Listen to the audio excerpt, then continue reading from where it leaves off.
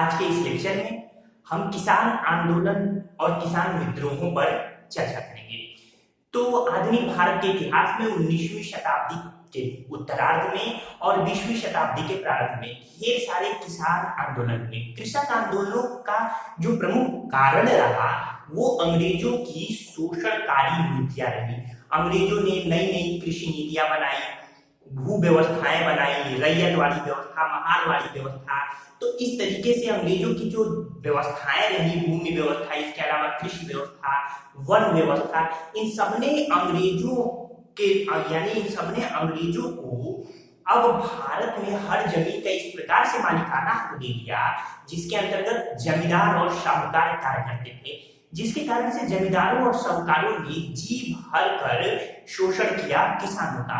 वो ज्यादा से ज्यादा लगान किसानों से वसूला करते थे और उसका कुछ हिस्सा अंग्रेजों को देना उनकी मजबूरी थी। यानी वो जमींदार और साहूकार चूंकि वो कुछ हिस्सा अंग्रेजों को दिया करते थे, यही कारण है कि वो ज्यादा से ज्यादा लगान वसूला करते थे कृषकों से, जिससे कृषकों की स्थिति बड़ी ही खराब हो गई और अंततः किसानों के सामने अपना जो पारंपरिक पेशा कृषक था उसे छोड़ने का के अलावा और कोई विकल्प ही नहीं रहा।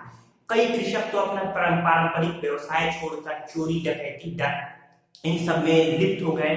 इस तरीके से और कई कृषक एक समूह बनाकर आंदोलन और विद्रोह की भूमिका में नजर आए। तो उन्हीं आंदोलनों और विद्रोहों की भूमिका हम यहाँ देखते हैं कुछ महत्वपूर्ण आंदोलन और विद्रोह जो कि परीक्षा के पॉइंट ऑफ व्यू से हमारे बड़े महत्वपूर्ण हैं। इस लेक्चर में आज के मैं आपको इन आंदोलनों के फैक्ट की चर्चा करूंगा, कुछ किसान सभाओं के बारे में बताऊंगा और क्रमबद्ध ढंग से हम एक एक आंदोलन को लेकर आगे बढ़ेंगे।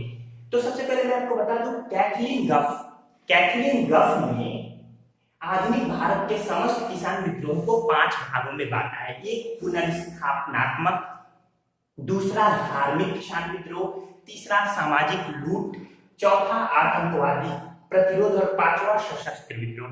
तो इन 5 प्रकार से कैथरीन गफ ने किसान विद्रोहों को बांटा है। हम यहाँ सामूहिक रूप से देखते हैं कि किसान आंदोलन और विद्रोह, कौन सा किसान आंदोलन किस क्षेत्र में हुआ था और उसके प्रणेता नेता कौन थे, यहाँ से प्रश्न आपकी परीक्षाओं में पूछे जाते हैं। फैक्ट रूप में पहले हम इसे देख लेते हैं। नील आंदोलन बड़ा महत्वपूर्ण है, अलग से लेक्चर में मैं इन सभी की जितनी भी महत्वपूर्ण आंदोलन है ना, अलग लेक्चर्स में मैं चर्चा करूंगा इनकी। तो नील आंदोलन जो कि 1859-60 में हुआ था बंगाल और बिहार में। पूछा जाता है नील आंदोलन के नेता या प्रणेता कौन थे, तो दिगंबर विश्वास और विष्णु विश्वास। एकदम याद कर लीजिएगा कौन कौन, दिगंबर विश्वास और विष्णु विश्वास। इसी तरीके से पावना विद्रोह 1873 से 76 तक ये हुआ था बंगाल में। ईशा नारायण, शंभूपाल और केशव चंद्र राय, ये 3 लोग पावना विद्रोह के नेता थे। देखिए नील आंदोलन के तो ये याद रखिएगा, दिगंबर विश्वास और विष्णु विश्वास भूलना नहीं है आपको। पावना विद्रोह के बारे में याद रखना है कि कब हुआ था और कहाँ हुआ था। तो बंगाल में हुआ था 1873 से 76 तक। इसके बाद है दक्कन विद्रोह। दक्कन विद्रोह 1875 में पुणे और अहमदनगर में हुआ था जो कि महाराष्ट्र में है। इसके जो दक्कन विद्रोह के प्रणेता रहे जस्टिस रानाडे रहे थे। इसके बाद है मोपला विद्रोह, काफी महत्वपूर्ण है। मोपला विद्रोह 2 भागों में, एक तो 1836 से 54 तक और दूसरा अक्सर मैचिंग में पूछता है ये 1921। तो मोपला विद्रोह 1921 में भी हुआ था और 1836 से 54 में भी हुआ।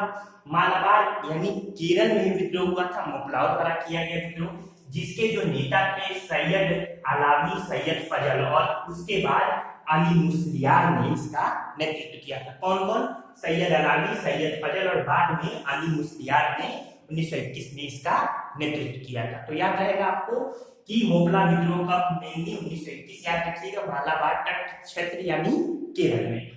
फड़के विद्रोह 1979 में महाराष्ट्र में हुआ था, वासुदेव बलवंत फड़के इसके प्रणेता थे।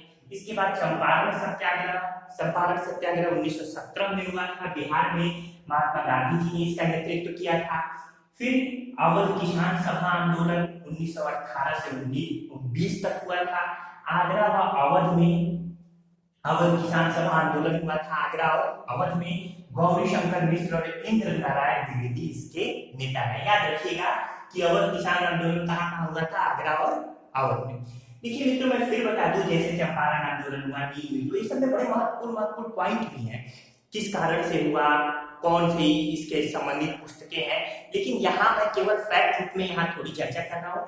मैंने आपको बताया कि क्रमागत ढंग से हम लेक्चर वाइज एक एक विद्रोह को महत्वपूर्ण लेकर आगे बढ़ेंगे।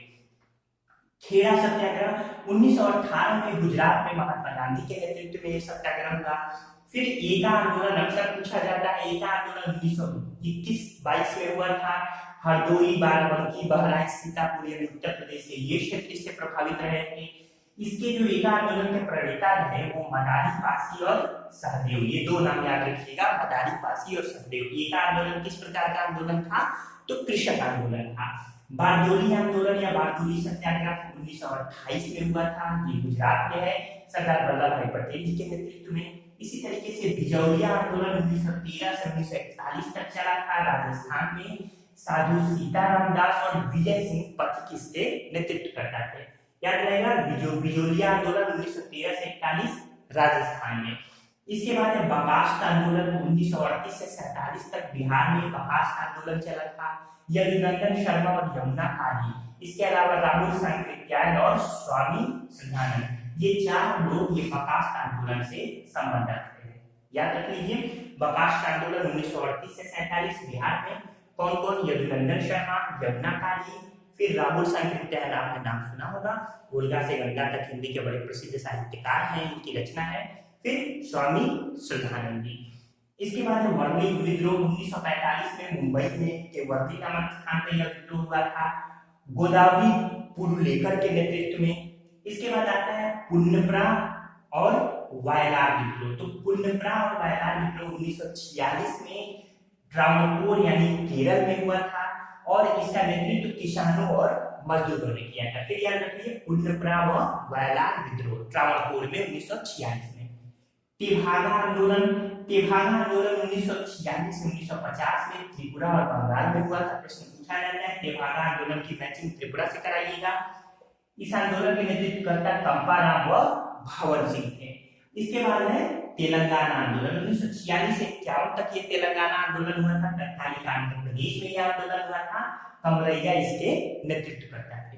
तो इस तरीके से मैंने किसान आंदोलन, विद्रोह, क्षेत्र और उनके नेताओं के बारे में चर्चा की। मैचिंग में यहाँ से प्रश्न जरूर पूछ लिया जाता है, इसलिए इसको बड़े बेहतरीन ढंग से ध्यान रखिए। कौन सा आंदोलन विशेषकर कहा हुआ और कुछ प्रमुख नेताओं के बारे में। इसके बाद से मैं आपको यहाँ बता दूं, किसान सभा, ढेर सारी किसान सभाओं का भी गठन किया गया था, जिसमें 8 जो कि महत्वपूर्ण है उनमें मैं चर्चा करूं। सबसे पहले उत्तर प्रदेश किसान सभा का गठन 1918 में किया गया था। गौरीशंकर मिश्र, इंद्र नारायण द्विवेदी, मदन मोहन मालवीय और मोतीलाल नेहरू जी ने मिलकर इसका गठन किया था। उत्तर प्रदेश किसान सभा 1918 में। दूसरा है अवध किसान सभा, याद कर लीजिएगा अवध किसान सभा। जिस तरीके से नील विद्रोह आपको याद कर लेना है कि इसके नेता कौन थे, मोपला विद्रोह याद कर लेना है कि 1921 में हुआ था, इसी तरीके से एका विद्रोह याद करना है कि एका विद्रोह क्या था, ये कृषक विद्रोह था, उत्तर प्रदेश में हुआ था 1921-22 में इन 4 क्षेत्रों में। इसी तरीके से आपको अवध किसान सभा याद रखना है कि 1920 में बाबा रामचंद्र जी ने इसका गठन किया था। याद रहेगा, अवध किसान सभा का गठन कब हुआ था? 1920 में। किसने किया था? बाबा रामचंद्र जी ने। अगला है आंध्र प्रांतीय रैयत सभा, रैयत यानी किसान। तो आंध्र प्रांतीय रैयत सभा का गठन 1928 में एनजी रंगा ने किया था। इसी तरीके से बिहार किसान सभा 1929 में स्वामी सहजानंद ने किया था। फिर उत्कल प्रांतीय सभा, उत्कल यानी ओडिशा, तो ओडिशा प्रांतीय सभा का गठन मालती चौधरी ने किया था, ये 20वीं शताब्दी में इसका गठन हुआ था। फिर कृषक प्रजा पार्टी 1929 में बंगाल में कृषक प्रजा पार्टी का गठन हुआ। फजलुल हक, अकरम खां और अब्दुल रहीम, इन 3 लोगों के नेतृत्व में। कौन कौन? फजलुल हक, अकरम खां और अब्दुल रहीम के नेतृत्व में कृषक प्रजा पार्टी का 1929 में बंगाल में गठन हुआ। सातवां है अखिल भारतीय किसान सभा, ये भी महत्वपूर्ण है, याद कर लीजिए। अखिल भारतीय किसान सभा का गठन कहाँ हुआ? लखनऊ में हुआ, 1936 में हुआ। स्वामी सहजानंद सरस्वती जी ने इसका गठन किया था, एकदम दिमाग में बैठा लीजिए। फिर प्रथम भारतीय किसान स्कूल की स्थापना 1938 में आंध्र प्रदेश में की गई थी, एनजी रंगा द्वारा। तो इस तरीके से जो भी महत्वपूर्ण पॉइंट थे विशेष रूप से जो इसमें पढ़ने हैं उस पर मैंने बार बार आपको चर्चा की कि कौन कौन विशेष रूप से देखिए। मुझे उम्मीद है कि आपको ये लेक्चर पसंद आया होगा। अब हम क्रमागत ढंग से अगले लेक्चरों में, जैसे मैं नील विद्रोह, पाबरा विद्रोह, जो भी फिर मोपला विद्रोह, जो भी महत्वपूर्ण विद्रोह हैं उनको लेकर मैं आगे चलूंगा। ठीक है दोस्तों, आपका पूरा वीडियो देखने के लिए धन्यवाद।